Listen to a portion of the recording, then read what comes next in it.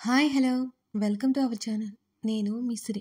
ఈరోజు మనం చెప్పుకోబోయే కదా మిసెస్ అగస్త్య పార్ట్ 30. కథలకు వెళ్ళే ముందు వీడియోని లైక్ చేసి హైప్ చేయండి. ఉదయాన్నే ఎప్పుడో మెలకువ వచ్చింది నాకు. కళ్ళు నిలుముకుంటూ లేచి కూర్చున్నాను. అగస్త్య నన్నే చూస్తూ కనిపించాడు. కళ్ళెగరేశాను ఏంటి అన్నట్టుగా. ఏం లేదన్నట్టు తల అడ్డంగా ఊపాడు. రెండు చేతులు కలిపి చూపిస్తూ కళ్ళతోనే సైగ చేశాను.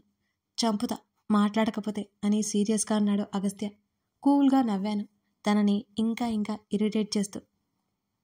ఇంతకుముందు సైగ చేసినట్టే మళ్ళీ తన వైపు చూస్తూ సైగ చేశాను నేను.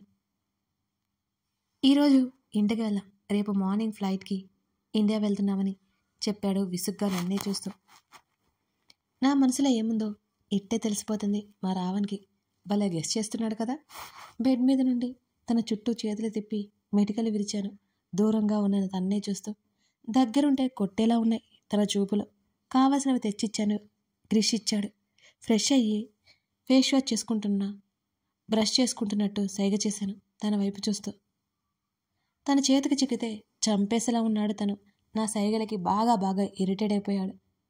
దగ్గరికి రమ్మన్నట్టు కళ్ళతోనే సైగ చేశాడు. లేదన్నట్టు అడ్డంగా తల ఊపాను నేను. వస్తావా రావా అని సీరియస్గా పిలిచాడు అగస్త్య.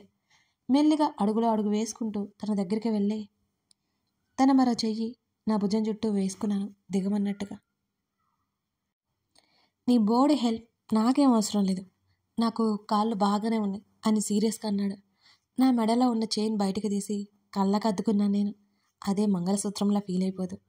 రాక్షసుడు నా నడుముని గట్టిగా పట్టేసుకున్నాడు. ఆ దెబ్బకి నొప్పికి గట్టిగా అరిచాను కూడా.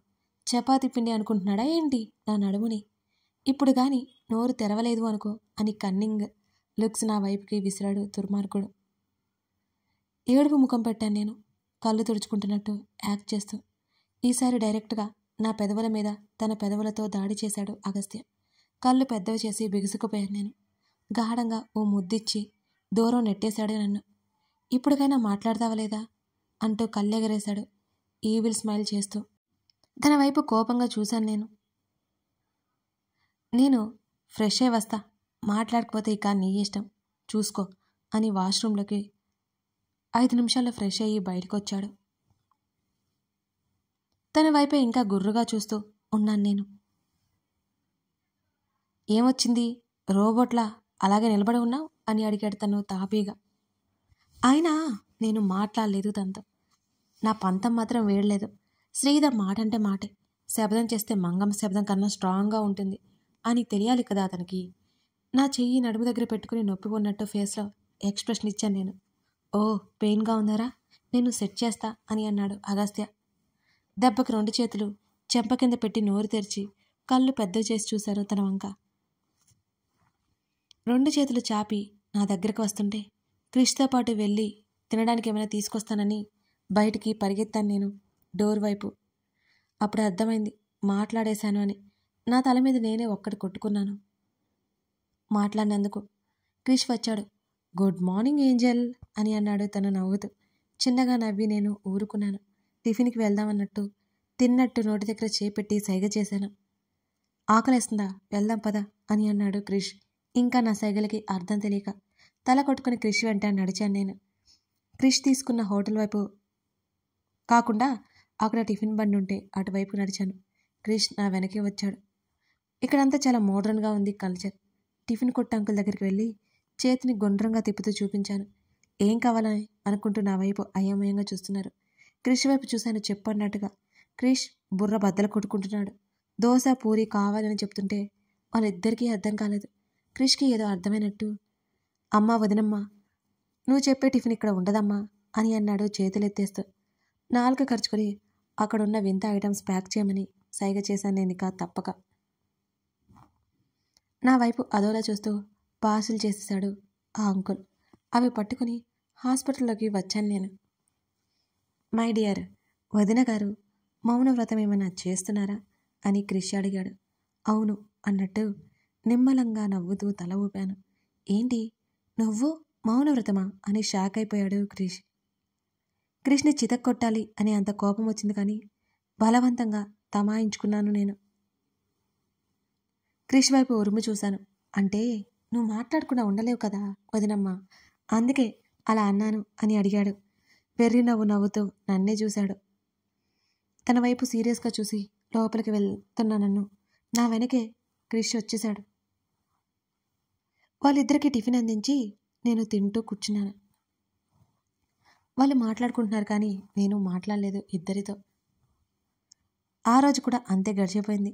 అగస్త్య మాత్రం నిప్పులు చెరిగే కలతో మౌనంగా బెడ్ మీద కూర్చున్న నన్నే ఎన్నిసార్లు చూస్తున్నాడో. క్రిష్ పక్కన మన రూమ్లో పడుకున్నాడు ఆ రాత్రి. నేనేంటి ఏం పట్టించుకున్నట్టు కళ్ళు మూసుకుని పడుకున్నాను చక్కగా. ఇప్పుడు కానీ నువ్వు నోరు తెరవలేదనుకో, నేను మాట్లాడడం కూడా ఇదే చివరిసారి అవుతుంది అని తను సీరియస్గా చెప్పగానే టక్కున కళ్ళు తెరిచి చూశాను అగస్త్య వైపు. తన దగ్గరికి వెళ్ళి ఏడ్చిస్తూ తన ఛాతీ మీద గట్టిగా కొట్టాను కోపంగా. తన మాటకి నాకు చాలా కోపం వచ్చింది. ఈ రాక్షసుడు నవ్వుతూ నన్ను చుట్టేశాడు. ఐ హేట్ యు అన్నాను నేను కోపంగా. నా తల మీద ముద్దు పెట్టుకున్నాడు అగస్త్య. ఏ రాక్షసి, నిజంగానే నీకు మెంటల్ బాగా ఎక్కువైపోయింది అని అన్నాడు తను. నేనేం మాట్లాడకుండా తన హృదయంలో తలదాచుకున్నాను. నిన్నే మాట్లాడు అన్నాడు నా తల నిమురుతూ. నువ్వు తప్ప నాకెవరూ వద్దు. ఈవెన్ క్రిష్తో కూడా నేను ఫ్రెండ్లీగా ఉండను. ఇంతకుముందు నేను పెళ్లి చేసుకునే అతని ఫ్యామిలీ మొత్తం నా ఫ్యామిలీ కావాలి అనుకున్నాను. కానీ ఇప్పుడు డిసైడ్ అవుతున్నాను, నువ్వు మాత్రమే కావాలి నాకు అన్నాను కళ్ళు తుడుచుకుంటూ. ఏమైంది ఈ బుజ్జుకుక్క పిల్లకి పెద్ద డెసిషన్ తీసుకుందే ఎందుకు అని అడిగాడు నా గడ్డం పట్టుకొని పైకెత్తుతో. నా మాటల వల్ల అందరూ హర్ట్ అవుతారు, నిజంగా ఇక్కడ ఏముండదు అంటూ నా హృదయం మీద తన చేతిని పెట్టి చూపిస్తూ చెప్పాను నేను బేలగా. నేను నా అనుకుని సరదాగా మాత్రమే మాట్లాడతాను. ఇన్ని రోజులు లోపల చేసిన అల్లరి నీ దగ్గరే బయటపడింది. నువ్వు తప్ప నన్ను ఎవరు అర్థం చేసుకోరు అన్నాను తన్నే చూస్తూ. క్రిష్ ఏమైనా ఫీల్ అయ్యాడా అని అడిగాడు అగస్త్య. లేదు లేదు, క్రిష్ ఏమీ అనలేదు. జనరల్గా చెబుతున్నాను. క్రిష్తో ఎఫెక్షన్ పెంచుకోవాలని చూసినా నేనే కట్ చేస్తున్నా. నాకే రిలేషన్స్ వద్దు అన్నాను నేను. సరేలే ఇప్పుడేమీ ఆలోచించకు అని అన్నాడు తను. ఆ మ్యాటర్ని అక్కడితోనే కట్ చేస్తూ మౌనంగా తన హృదయంలో ముఖం దాచుకుని కళ్ళు మూసుకుని పడుకున్నాను నేను. ఎప్పుడు నిద్రలోకి జారుకున్నానో నాకే తెలియలేదు. తన పక్కనే తన కౌగిలిలో అలా పడుకునిపోయా. అగస్త్యకి 4 రోజులు రెస్ట్ తీసుకోవాలని డాక్టర్స్ చెప్పారు. మరుసటి రోజు సాయంత్రం ఇండియా బయలుదేరాము మేము. నేను విండో సీట్లో కూర్చుంటే నా పక్కన అగస్త్య, తన పక్కన క్రిష్ కూర్చున్నారు. విండోలో నుండి బయటకు చూస్తూ తన కోసం ఇంత దూరం వచ్చిన నేను చూసి ఆశ్చర్యంగా నవ్వుకున్నాను. ఉదయానికల్లా హైదరాబాద్లో ఫ్లైట్లో ల్యాండ్ అయిపోయాం.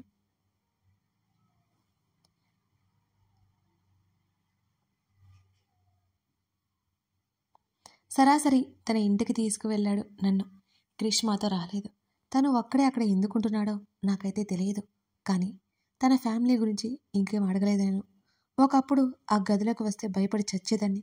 ఇప్పుడు అది నాకు నా గది అనుకోగానే చాలా హ్యాపీగా అనిపించింది. ఫ్రెష్ అయ్యి బెడ్ మీద వాలిపోయాను. డాడీని కలవడానికి అగస్త్యని తొందర చేస్తూ, ఇప్పుడే కదా వచ్చాం, నా చేయి కాస్త పెయిన్గా అనిపిస్తుంది, ఈవినింగ్ వెళ్దాం ప్లీజ్ అని తను బెడ్ మీద వాలిపోయాడు. తనను అలా వదిలేసి వెళ్ళాలి అని అనిపించలేదు నాకు. స్పృహ లేని నన్ను వారం రోజులు కంటికి రెప్పలా కాచుకున్నాడు తను. కానీ ఈ విషయం నాకు తెలియనివ్వలేదు. తనలా తనకు నేనేమీ అంతగా చేయలేకపోయినా నా ప్రేమను మాత్రం చూపిస్తూ ఉంటాను నేను. ఇక ఆ రోజు రెస్ట్ తీసుకుని తర్వాత రోజు మా డాడీ దగ్గరికి వెళ్ళాం. నా తట్టా బుట్ట అంతా సర్దేసుకున్నాను నేను. మా డాడీని చూడగానే ఎమోషనల్ అను. ఇంతకు ముందు కంటే చాలా త్వరగా కోలుకున్నారు డాడీ. లేచి కూర్చున్న డాడీని చూసి దగ్గరికి వెళ్ళి హత్తుకున్నాను నేను. శ్రీ బేబీ అని డాడీ తల నిమురుతూ ఉంటే, డాడీ ఎలా ఉన్నారు అని అడిగాను నేను. ఎందుకో నాకే తెలియకుండా ఏడ్చేశాను. నన్ను చూసుకోవడానికి వీళ్ళంతా ఉన్నారు కదరా, నీ తలకి కట్టేంటి బేబీ అని డాడీ అడిగారు. ఆ కట్టు తీయడం మర్చిపోయాననే విషయం గుర్తొచ్చింది నాకు. గోడ తగలడంతో చిన్న దెబ్బ తగిలింది డాడీ, అది ఎప్పుడో పోయింది, నేనే కట్టు తీయడం మర్చిపోయాను అని కవర్ చేస్తూ చెప్పాను డాడీతో. అప్పటికే చాలా రోజులైపోవడంతో గాయాలు తగ్గుముఖం పట్టాయి చాలా వరకు. అప్పుడే నాకు గుడ్ న్యూస్ తెలిసింది. మా ఆస్తులన్నీ మాకు తిరిగి వచ్చాయని. మా ఇల్లు అన్నీ, ముఖ్యంగా మా అమ్మ నగలు కూడా. నేను చాలా సంతోషపడ్డాను. డాడీ మాటలు వినగానే తల తిప్పి అగస్త్య వైపు చూశాను. నా వైపు చూసి చిన్నగా నవ్వాడు. దీనికి అందరికీ కారణం తనే అని నాకు తెలుసు. ఇన్ని రోజులు నాకు ఒకటే బాధ ఉండదిక. అగస్త్య నుంచి కూడా డబ్బు తీసుకోవడం ఇష్టం లేదు నాకు. తను నన్ను పోషిస్తాడు, కారణం తనకు భార్యనవుతాను నేను. అంతేకాకుండా డాడీకి కూడా తనే అన్నీ చేస్తుంటే నాకు కష్టంగా అనిపించేది. డాడీకి కూడా అదే ఫీల్ ఉండేది. కన్నీళ్లతో చూశాను నేను తన వైపు. థ్యాంక్స్ అంటూ పెదవులు కలుపుతూ చూశాను అగస్త్యని. ఆ మాటకి సీరియస్గా చూశాడు నా వైపు. చిన్నగా నవ్వాను నేను. చాలాసేపు డాడీతో మాట్లాడి డ్రెస్ తీసుకోమని చెప్పి బయటకు వచ్చేశాను అక్కడి నుంచి. బయటికి రాగానే అగస్త్యని గట్టిగా హత్తుకున్నాను. హే రాక్షసి, అందరూ చూస్తున్నారు, వదరు అన్నాడు నా తల నిమురుతూ తను. థ్యాంక్ యూ సో మచ్ అన్నాను ఉద్వేగంగా. ఆ రామ్ గాన్ని 4 పీకితే మొత్తం తిరిగి వచ్చేలా చేశాడు అన్నాడు సన్నటి చిరునవ్వుతో తను. ఏంటి, రామ్ ఇంకా నీ దగ్గరే ఉన్నాడా అని అడిగాను ఆశ్చర్యంగా. కళ్ళు తిప్పుతూ భుజాలు కదిలించాడు తను. పాపం కదా అని నేను అనగానే నా నడుం మీద గట్టిగా పట్టు బిగించాడు. వదులు స్వామి, ఇది హాస్పిటల్ అన్నాను నేను బిక్కమొహం వేసుకొని. అనవసరమైన జాలి పనికిరాదు నీకు. మనకు చెడు చేసే వారిని క్షమించే అంత మంచి హ్యాబిట్ నాకు లేదులే అని అన్నాడు నన్ను వదిలేస్తూ తను. ఇందాక డాడీ చెప్పాడు, వినలేదా? రామ్ వాళ్ళ అమ్మగారు రామ్ కోసం బాధపడుతున్నారట అని చెప్పాను నేను. అసలు విషయం తెలిస్తే ఇంకా బాధపడతారు, దానికంటే ఇదే బెటర్ ఏమో అని అన్నాడు అగస్త్య. ఇంకేం మాట్లాడలేకపోయాను నేను తన మాటలకి. డాక్టర్ అంకుల్ దగ్గరికి వెళ్ళాం మాట్లాడడానికి. ఆలోపే సుదర్శన్ అంకుల్, విన్నీ కూడా అక్కడికి వచ్చారు. మరి 2 రోజుల్లో డాడీకి ఆపరేషన్ చేయాలని చెప్పారు డాక్టర్ అంకుల్. అలాగే అని చెప్పాడు అగస్త్య. 10 days పాటు అబ్జర్వేషన్లోనే ఉంచుకుంటారని, సెట్ అయితే ఇంటికి తీసుకెళ్ళిపోవచ్చని చెప్పారు డాడీని. హాస్పిటల్లో ఉండాల్సి వచ్చింది అని కూడా చెప్పారు. అక్కడే చాలాసేపు గడిచిపోయింది. అగస్త్యకి ఆఫీస్ పనులు ఉన్నాయని కాబట్టి అలాగే ఆఫీస్కి వెళ్ళిపోయాడు తను. హ్యాండ్కి ప్రాబ్లంగా ఉందని నేను వద్దన తను నా మాట వినలేదు. తప్పదు, నేను కూడా వెళ్ళాలి అని ఫిక్స్ అయిపోయాను. ఇక డాడీకి సర్జరీ స్టార్ట్ చేసిన తర్వాత పూర్తిగా వాళ్ళ అబ్జర్వేషన్లోనే ఉంచుతారు. ఉదయం ఆఫీస్లో, నైట్ హాస్పిటల్లో ఉండొచ్చులే అనుకుని తను వెళ్ళిన తర్వాత నేను ఉన్న రూమ్కి వెళ్ళిపోయాను. నేను ఏమైపోయానో తెలియక ఆ ఇంటి ఓనర్ నన్ను చూడగానే అది ఇది అంటూ సుప్రభాతం మొదలుపెట్టింది. యాక్సిడెంట్ అనే విషయం చెప్పి ప్యారిస్ వెళ్లాల్సి వచ్చిందని క్లుప్తంగా వివరించి ఆ నెల అద్దె చెల్లించి నా థింగ్స్ అన్ని తీసుకుని ఆఫీస్కి బయలుదేరాను నా స్కూటీలోని. స్కూటీ బాగు చేయించినందుకు విన్నీకి మనసులోనే థ్యాంక్స్ చెప్పుకున్నాను నేను. ఆఫీస్లోకి అడుగుపెట్టగానే స్టాఫ్ అంతా అదోలో చూశారు నా వైపు. నా డెస్క్ ఖాళీగా ఉంది. వెళ్ళి సెటిల్ అయ్యి మేనేజర్ గారికి మెయిల్ పెట్టాను నేను వచ్చినట్టుగా. నా పని నేను చూసుకోసాగాను. నేను వెళ్ళిందే మధ్యాహ్నం కాబట్టి ఈవినింగ్ వరకు వర్క్ చేశాను అక్కడే. అగస్త్య క్యాబిన్ వైపుకి వెళ్ళాను. అప్పటికే అందరూ ఇంటికి వెళ్ళిపోయారు కాబట్టి. నా ఎదురుగా కనపడుతున్న దృశ్యం చూసి నాలో కోపం పొంగిపోయింది.